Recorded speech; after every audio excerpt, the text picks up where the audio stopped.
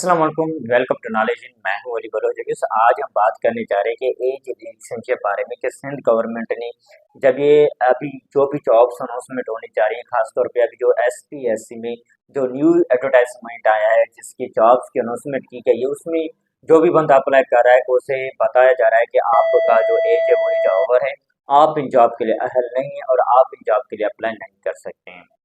वो यूं कि ये एक लेटर है जो कि मैं आपके साथ शेयर करना चाहता हूँ कि इस लेटर में वाज़ह तौर पे लिखा है कि 2024 तक ये एग्रीमेंट किया गया था और 2024 तक जो 15 साल की एज रिलैक्सेशन किया गया था। और जब भी ये एडवर्टाइजमेंट आते थे 2024 से बिफोर, और इस एडवर्टाइजमेंट ये जो आर्टिकल उन्होंने अप्रूव किया था सिंध कैबिनेट ने एज रिलैक्सेशन से उसके पहले, जब ये भी आया था तो जो भी एडवर्टाइजमेंट आए थे उसमें लिखा हुआ था कि एज 15 साल सिंध गवर्नमेंट के पॉलिसी के मुताबिक आपको एज रिलैक्सेशन दिया जाता है और आप इसमें अप्लाई कर सकते हैं। लेकिन अभी सिंध गवर्नमेंट के तरफ से उसकी मुद्दा जो है वो कंप्लीट हो गया है, और वो कैबिनेट का जो मुद्दा था वो 2024 तक था जो कि मुकम्मल तौर पे वो कंप्लीट हो गया है। अभी आपको जो कि एज रिलेक्शन नहीं मिल सकता है।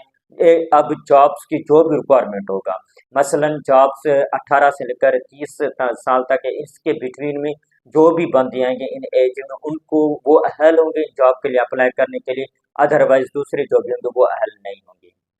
इस बात से एक मैं मुत्तफ़िक भी हूँ और साथ ही मैं मुत्तफ़िक नहीं भी हूँ। मुत्तफ़िक मैं इस बात से हूँ कि एज रिलैक्सेशन ख़त्म होने से दो एक फ़ायदा ये है कि जो रेशियो है अप्लाई करने वालों का वो बहुत ज़्यादा कम हो जाएगा। इससे क्या होगा, जो फ्रेश ग्रेजुएशन होंगे उन्हें एक मौका मिलेगा कि वो इन जॉब के लिए अहल हो जाएँगे। वो इन जॉब के लिए अप्लाई कर सकते हैं। और मैं इस बात पे भी नहीं मुत्तफ़िक कि एज रिलैक्सेशन क्यों ना होना चाहिए, क्योंकि हमारे जो मयार है तैलीम का और साथ में जो जॉब्स का जो मयार है वो हमारा एज को मुकम्मल तौर पे ख़त्म कर देते हैं। जब भी हम जिस एज पे हम डिग्री लेते हैं, PhD का जब हम डिग्री लेते हैं तो तकरीबन हमारा एज 28 ईयर्स हो जाता है। तो 28 ईयर्स के बाद जो है हम इन जॉब्स के लिए अर्न नहीं होते, या तो 13 ईयर्स तक हम पहुंच जाते हैं। दूसरी बात ये भी है कि जब भी इन जॉब्स को हम अप्लाई करने के लिए अर्न करते हैं, और जिस मसलन हमने एक जॉब के लिए अप्लाई किया है तो उन जॉब को सालों साल लग जाते हैं टेस्ट की बैठ करने के लिए, और हम जो है इस टेस्ट की तैयारी के लिए भी हम छोड़ देते हैं। तो इस हिसाब से एज रिडक्शन होना भी एक तरफ से सही है। तो अभी बात ये है कि फिलहाल जो है सिंध गवर्नमेंट की तरफ से एज रिडक्शन जो है वो ख़त्म कर दिया गया है। अभी इसके लिए नया कैबिनेट बैठेगा, वो अप्रूवल देगा, अप्रूवल देने के बाद ही जो है वो बहाल हो सकता है।